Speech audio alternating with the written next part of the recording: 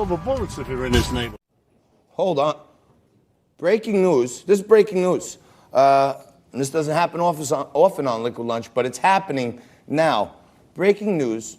A bunch of Republicans, we were just talking about this, and yep, they're saying Matt Gaetz and a number of Republicans have stormed the room where they're holding these secret impeachment unofficial inquiry hearings. The Republicans burst in there. I think we have some footage from down in Congress. Mayhem is breaking out because here we go. This is Speaker Kevin McCarthy. Let's take a look at what he said. He's coming to the. Thank you all. We have that. Yeah, let's go to that. I just live. listened to the Speaker of the House. Speaker Pelosi happens to be the Speaker of this House, but she does not speak for America when it comes to this issue. She cannot decide unilaterally what happens here.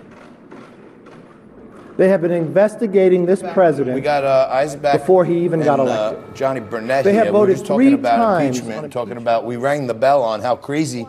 Apparently, the Republicans now they're barging the room because they want to see what's happening. I don't think that's unfair.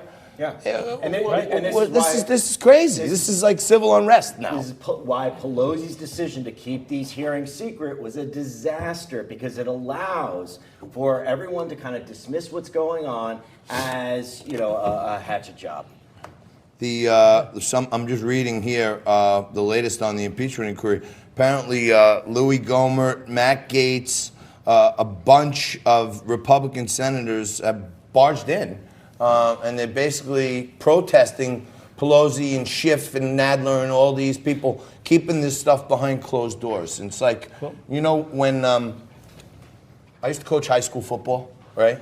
And like when you're preparing for the week, you put these mats up around the field so that if the other team comes by the stadium to scout you, they can't see in.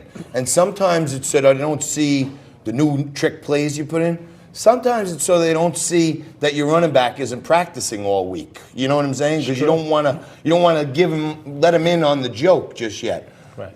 To me, they're covering this up because they don't know what they're going to hear. They just want to pick out snippets to keep making it look bad. But I haven't seen anything as an American citizen that's one person has said wrong. Right. What I call this is the red storm. And this is exactly what the GOP lawmakers need to do. They need to exercise their rights, right? Go in there, hear it firsthand. Why? Because if the Democrats are allowed to control the narrative, what they will do is leak out and paraphrase, because we already seen what Adam Schiff has done, right? A lot of parody.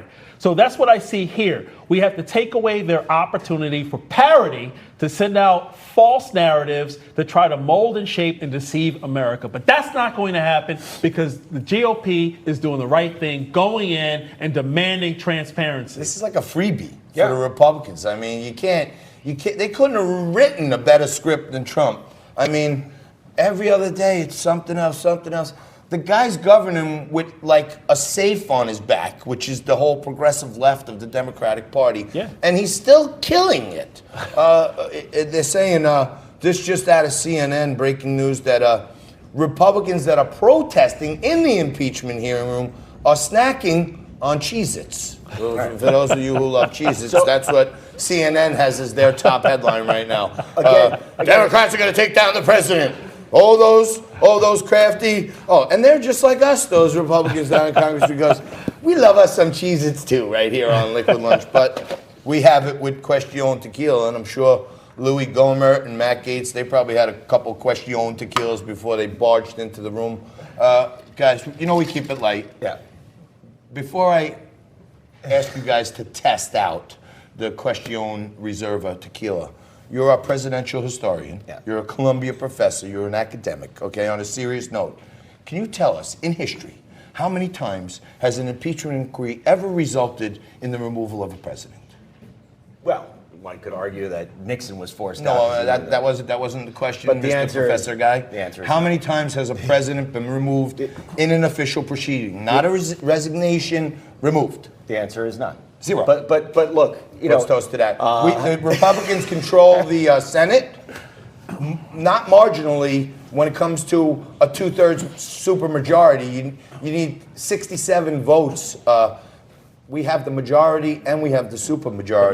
But- It's a waste of time, money, everything, because they're never going to get them out. It's just we're wasting everyone's money. If these guys were managing a public company, they'd be thrown in jail right now for mismanagement of the budget. We shouldn't be spending all this dough. Absolutely. That's why when McCarthy actually came out and said that the Democrats have voted several times and it failed, why? Because the Speaker doesn't have the unilateral power and the decision authority to do an impeachment inquiry. The House has to vote on it. So they're violating our own constitutional laws. Well, actually, that's up to Senate rules, but House rules. But Nancy Pelosi, because of her disastrous decision to make these secret and in closed session hearings, instead of the story today being about the quid pro quos that all of these witnesses are testifying about, it's about Republicans storming. And that's just a political disaster that the Democrats brought on themselves. Not only do we love Cheez-Its, not only do we love Question Tequila, we love the Republicans storming, which is beautiful. Let's drink to that. Guys, going out of this segment, if you don't mind, let's toast to another wonderful mix it up with you guys. Wonderful show ahead for you, Evie Angelakis, Pavlina Oster. Amazing ending to Rocket Fire Dragon of a show on Woman Wednesday. Coming back with the main event right after this.